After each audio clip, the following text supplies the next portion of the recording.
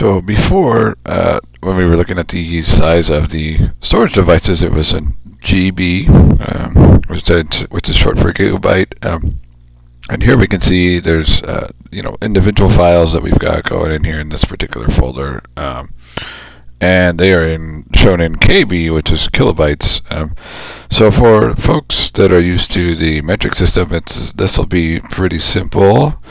But for those who are not, it seems a little strange, but the whole idea is the scale goes up. So the smallest amount is a byte, just single byte, which you don't really see that very much at all. You'd have to dig around in the system files to be able to find something that's that small. So most things, the smallest you'll see is kilobytes, but the basic idea is there's 1,000 bytes in 1 kilobyte, there's 1,000 kilobytes in 1 megabyte, there's 1,000 megabytes in 1 gigabyte, 1,000 gigabytes in a terabyte, so on and so forth. So it's not actually 1,000. The actual number is 1,024, but for simplicity purposes, in most cases, it's shown as just a rule of thumb to remember 1,000 of the smaller one in the bigger one. So what that basically boils down to, so see, even this one, for example, it shows it as 251,230 kilobytes, which that's not the most efficient way to show that. But if you right click on it and you go to properties, it'll actually show you properties for this particular file, and then we can see here size in megabytes, which is what that normally would be showing, is about 245 megabytes. And this is just for that one particular file. And so if this was showing a little bit more efficiently, instead of saying 251,000 kilobytes, it would say 251 megabytes, whatever. You may see that, but that's just really what it's almost in alphabetical order, almost.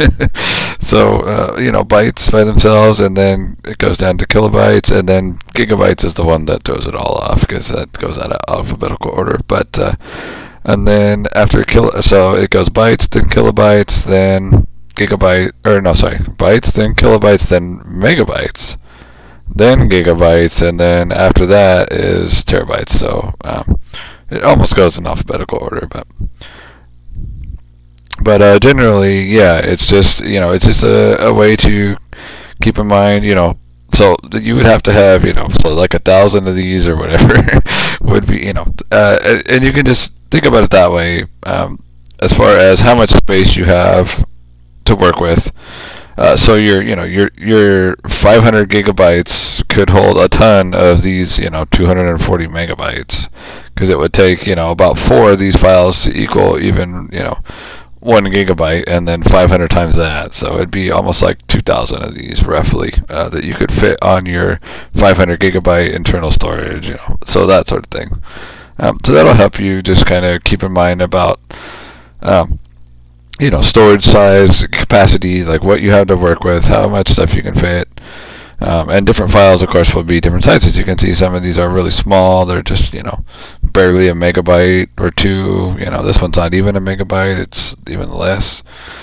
And so, you would have countless. You could put so many files on there that it's ridiculous. I mean, not countless. You could calculate it out if you really wanted to, but you could fit all kinds of smaller files. And then if you have a bunch of bigger files, and you're wondering like, well, hey, why can I only fit all of a sudden like 30 files when before I was fitting 3,000 files? Well, the difference there would be in their size. How big are the files that you're working with? So. And that will determine, how much space they take up on your storage device. So that's just a general overview for storage, in case anyone was unfamiliar with it and didn't know what I was talking about.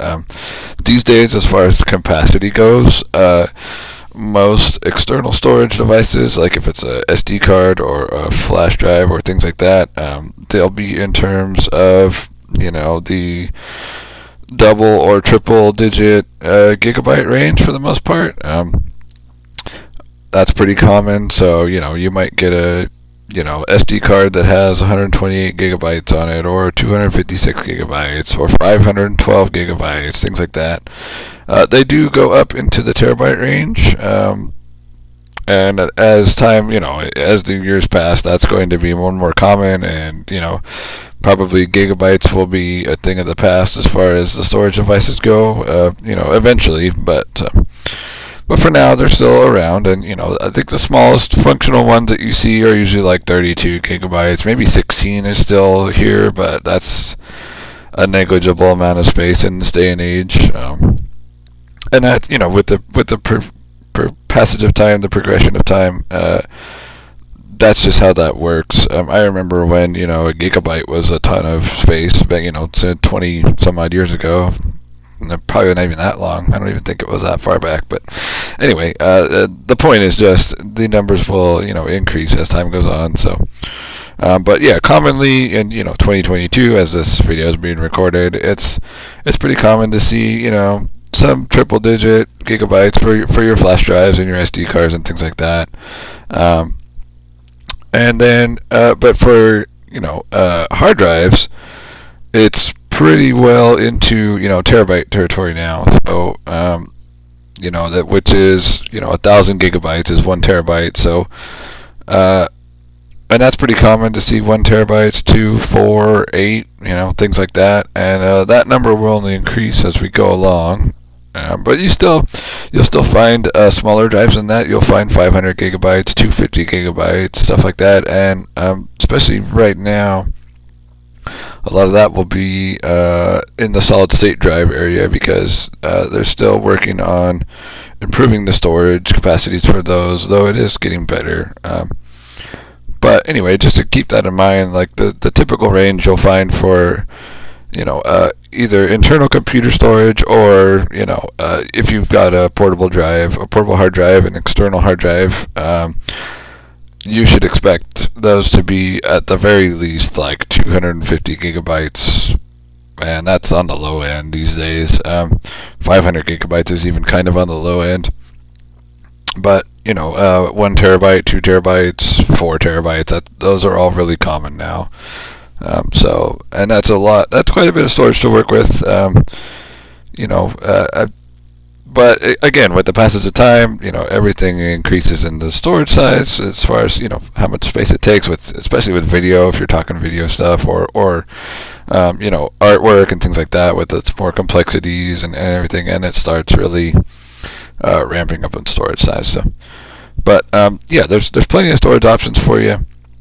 And that just gives you a general idea. Like the bigger the number, as far as that goes, the more storage space you'll have on that device. So, so that pretty much covers that. I think hopefully it gives you a decent understanding. So now with getting the backup covered, you've got your data backed up, and that's the main thing I would say to square away. That's the main thing you want to make sure you have, and that's even if you're not changing operating systems at all, and you're just just for your own peace of mind, you just want to, hey, I want to make a backup of my stuff in case I ever have computer issues or whatever. That's how you do that. That's really how you do it, and it's really simple. You just need a device to keep it on, basically. That's the main thing, a separate device to store it on that will work. And in this day and age, it's pretty easy to do that. If you enjoyed this video and you want to learn even more, you can find my books at bookstoread.com/Jonathan. That's books, 2, read.com/JONATHAN.